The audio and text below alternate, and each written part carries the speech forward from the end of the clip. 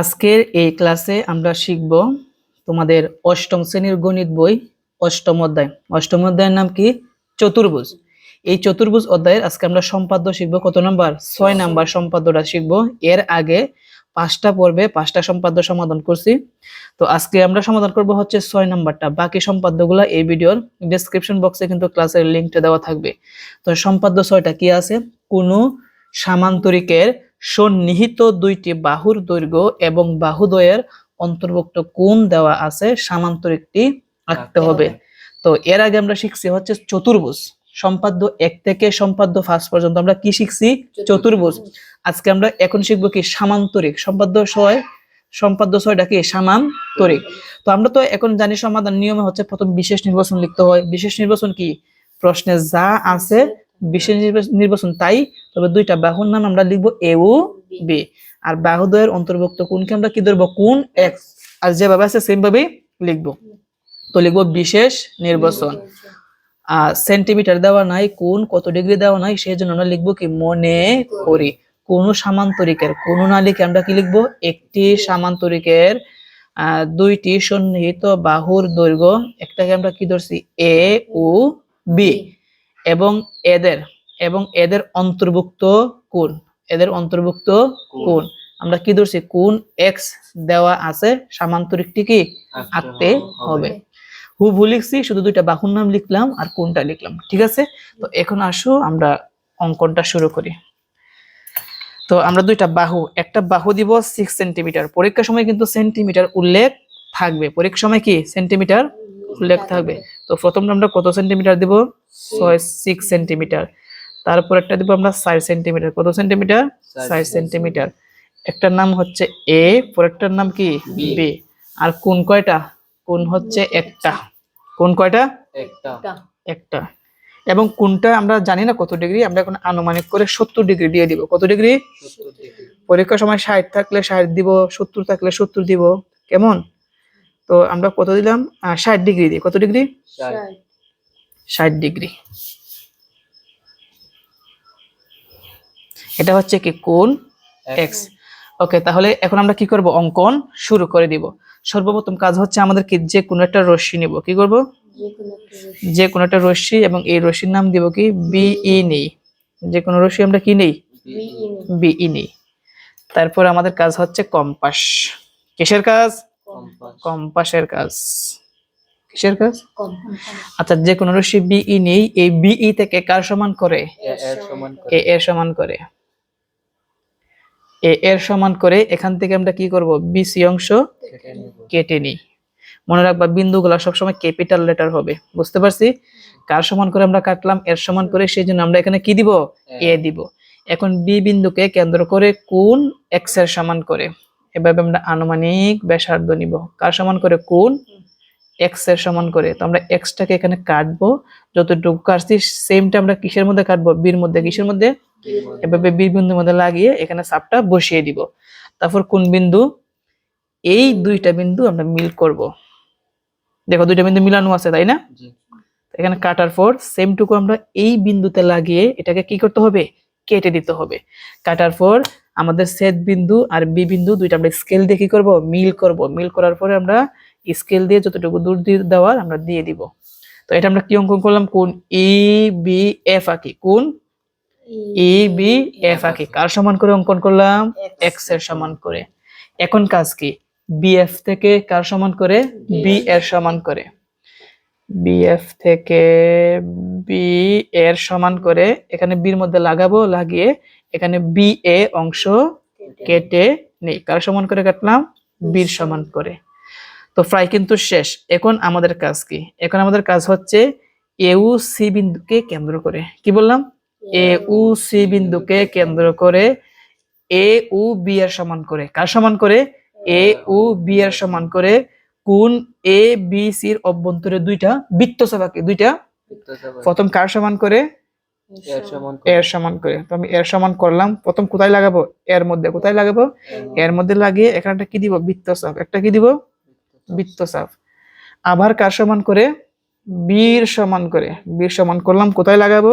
সির মধ্যে লাগিয়ে এই বৃত্তচাপটাকে কি করব? কেটে দিব। বুঝতে পারছি? আমরা দুইটা বৃত্তচাপ কোথায় দিলাম, একটা এর মধ্যে একটা বৃত্তচাপ আর একটা কোনটা সির মধ্যে, এবং এই বৃত্তচাপ দুইটি পরস্পর ডি বিন্দুতে ছেদ করে। অনেকে এগুলা বুঝে না যে কখন এ দিতে হয় কখন বি দিতে হয়। যেহেতু এই জায়গার মধ্যে এ, তার মানে এই জায়গার মধ্যে বি হবে, সিরিয়াল হবে, তারপর সি, তারপর কি ডি।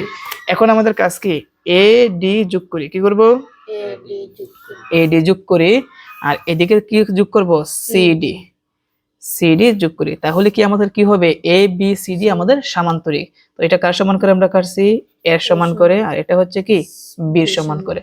শেষ আমাদের সামান্তরিক অঙ্কন। বুঝতে পারছি? আমরা আবার বলি, প্রথম আমরা যে কোনো একটা রশি কি নিলাম, বিই নিলাম, এই বিই রে আমরা কার সমান করে কাটলাম, এর সমান করে, এখানে লাগিয়ে এই জায়গায় কেটে দিব।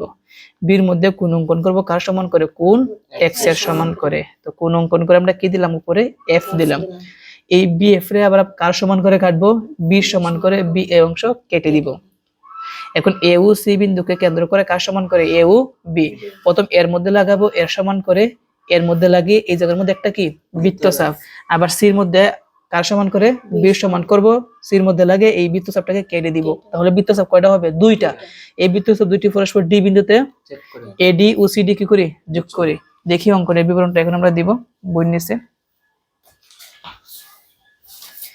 এখন আমরা কি দিব, অঙ্কনের বিবরণ। আচ্ছা, আমরা অঙ্কনের বিবরণটা একটু লক্ষ্য রাখি। সর্বপ্রথম আমরা কি করছি, যে কোনো একটা রশি কি নিলাম, বিই নেই, সেজন্য আমরা অঙ্কনের বিবরণের মধ্যে লিখব যে কোনো রশি কি নেই, বিই নেই। তারপর এই বিই থেকে কার সমান করে, এর সমান করে বিসি অংশ কেটে নিই। এই যে আমরা লিখলাম বিই থেকে এ এর সমান করে বিসি অংশ কেটে নিই। তারপর বির মধ্যে কোণ অঙ্কন করছি, সেই জন্য বলবো বি কে কেন্দ্র করে কোণ এক্স এর সমান করে।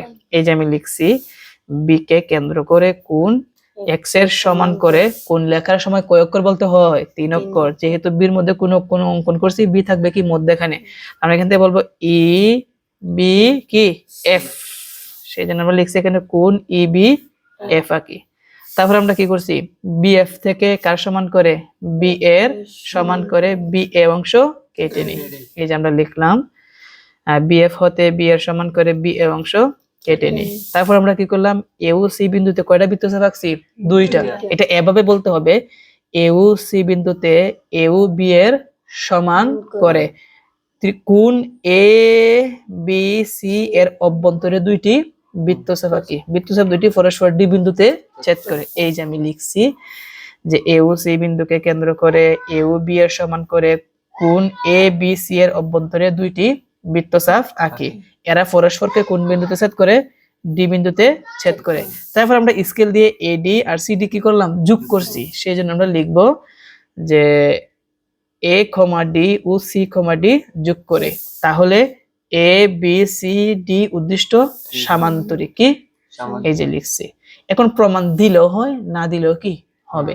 তো প্রমাণটা কি, প্রমাণটা হচ্ছে আমাদের এই সামান্তরিকটা প্রমাণ করার জন্য আমাদের এখান থেকে এসিটা কি করতে হবে, যোগ করতে হবে। এসিটা কি করতে হবে, যখন আমরা এসিটা এদিকে যোগ করবো, এদিকে দুইটা ত্রিভুজ হবে, এই পাশে একটা ত্রিভুজ, এই পাশে একটা ত্রিভুজ, এবং এই দুইটা ত্রিভুজ পরস্পর সমান হবে, কি হবে।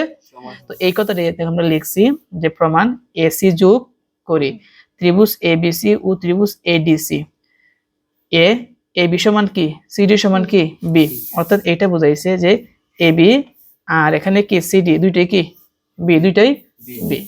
আরেকটা লক্ষ্য রাখে, এবং এডি সমান বিসি সমান কি এ। এটাই বোঝা যাওয়ানো হচ্ছে যে এডি কি এ, বিসি কি এ। আচ্ছা, তারপরে আমরা যে এবং এসি কি সাধারণ বাহু, এসি কি সাধারণ বাহু, মানে কি, যেহেতু আমরা এদিকে একটা আমরা এসিটা যোগ করব, কি করব, এসি যোগ করব, তখন এই ত্রিভুজের জন্য এইটা হবে কি অতিভুজ, এটা কি হবে আবার এই অতিভুজ না, ধরো মানে এদিকে যখন আমি এসিটা যোগ করব, তখন এই ত্রিভুজের জন্য এই বাহুটা আবার এই ত্রিভুজের কি একই বাহু, কি যখন দুইটা ত্রিভুজের একই বাহু হয় তখন তাকে কি বলা হয়, সাধারণ বাহু। কি বলা হয়, এই জন্য আমরা লিখছি সাধারণ বাহু। যেহেতু সবগুলোই সমান, সেই জন্য আমরা বলতে পারি যে এই ত্রিভুজটা আর এই ত্রিভুজটা কি সর্বসম, কি সর্বসম। আবার আমরা বলতে পারি কোণ বি এ সি। আচ্ছা, বি এ সি কোনটা, বি এ সি মানে এদিকের কোনটা, আমরা যখন এদিকে বাহুটা টান দিব, এদিকের কোনটা, একটা কোনটা কোণ ডি সি এ। আচ্ছা, ডি সি এ কোণ ডি সি কি এ, অর্থাৎ এই কোণটা আর এই কোণটা দুইটা কি পরস্পর কি সমান, দুইটা কি পরস্পর সমান। আবার এটা লক্ষ্য রাখো তো, এ বি সমান্তরাল সিডি, এটাকে কি বলা হয় সমান্তরাল, এডি সমান্তরাল সিডি। অর্থাৎ এখানে যে এডি আছে আর কোনটা এডি সমান্তরাল। আচ্ছা, আবার আমরা বলতে পারি এখানে যে কি এ বি সমান্তরাল কি সিডি, অনুরূপভাবে বিসি সমান্তরাল কি এডি। অতএব এ বি সি ডি উদ্দিষ্ট একটি কি সামান্তরিক। তো আমাদের আশা করি আমাদের কি লাগবে না, প্রমাণটা লাগবে না। আমরা যদি এভাবে বিশেষ নির্বাচনটা কি বললাম, বিশেষ নির্বাচন, তারপরে চিত্র অঙ্কন এবং অঙ্কনের বিবরণটা লিখে দিই, তাহলে কি আমরা ফুল মার্কস পাবো। তো আশা করি আজকের ক্লাসের মাধ্যমে তোমরা এই সম্পাদ্যটা ভালোভাবে বুঝতে পেরেছো। আমরা পরবর্তী পর্বে সম্পাদ্য 7 সমাধান করব। তো আজকে এই পর্যন্তই।